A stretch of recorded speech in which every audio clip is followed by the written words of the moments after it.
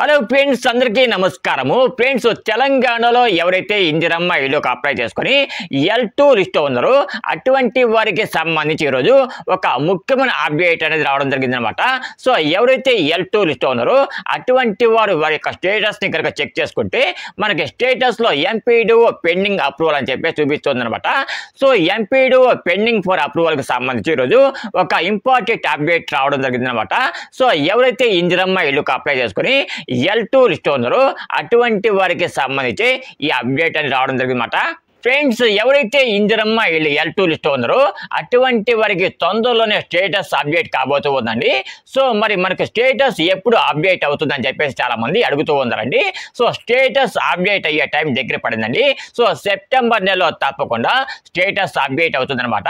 So ఎవరైతే present Indiramma ఇల్లుకు apply చేసుకొని L2 list ఉన్నారో అటువంటి వారికి తప్పకుండా సెప్టెంబర్ నెలలో స్టేటస్ అప్డేట్ అవుతుందండి.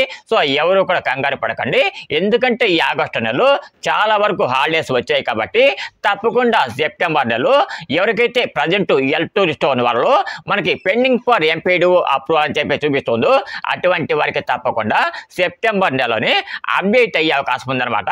సో ఎంపీడీఓ అప్రూవల్ పోయి మనకి కలెక్టర్ అప్రూవల్ వస్తుందన్నమాట. ఫ్రెండ్స్, మొన్న రీసెంట్గా భద్రాద్రి కొత్తగూడెం జిల్లాలో పొంగులేటి శ్రీనివాసరెడ్డి గారు డబుల్ బెడ్ ఇళ్ళు పంపిణీ చేశారు కదా. సో ఆ డబుల్ బెడ్ ఇళ్ళు ఎవరికైతే పంపిణీ చేశారో అటువంటి వారికి కూడా స్టేటస్లో పెండింగ్ ఫర్ కలెక్టర్ అప్రూవల్ వచ్చిన తర్వాతనే వారికి కలెక్టర్ గారు ఇల్లు శాంక్షన్ చేయడం జరిగిందనమాట.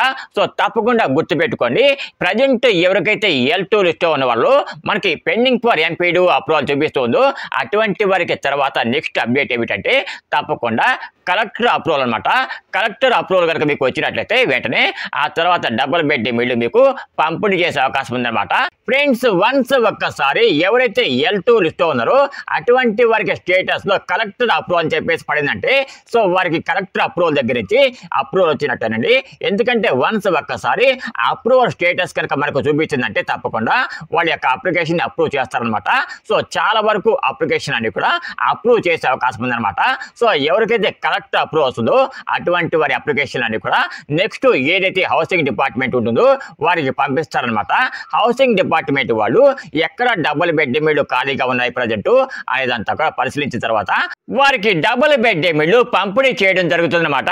సో ఎవరైతే ప్రజెంట్ L2 లిస్ట్ ఉండి ఎంపీడీఓ అప్రూవల్ అని చెప్పి చూపిస్తుందో స్టేటస్లో అటువంటి వారికి తప్పకుండా తొందరలోనే మనకి కలెక్టర్ అప్రూవల్ కూడా వచ్చే అవకాశం ఉందన్నమాట.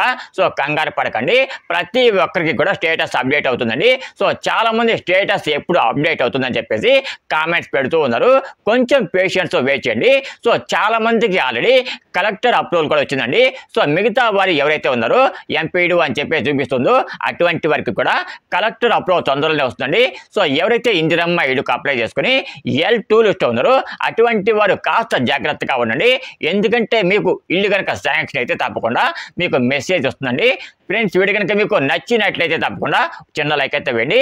ఫ్రెండ్స్, ఇకపోతే ఎవరైతే ఇందిరమ్మ ఇల్లుకు అప్లై చేసుకుని L2 లిస్ట్ ఉన్నారో అటువంటి వారికి దసరా పండుగలోపే ఈ స్టేటస్ మొత్తం కూడా అప్డేట్ అయ్యే అవకాశం ఉందన్నమాట.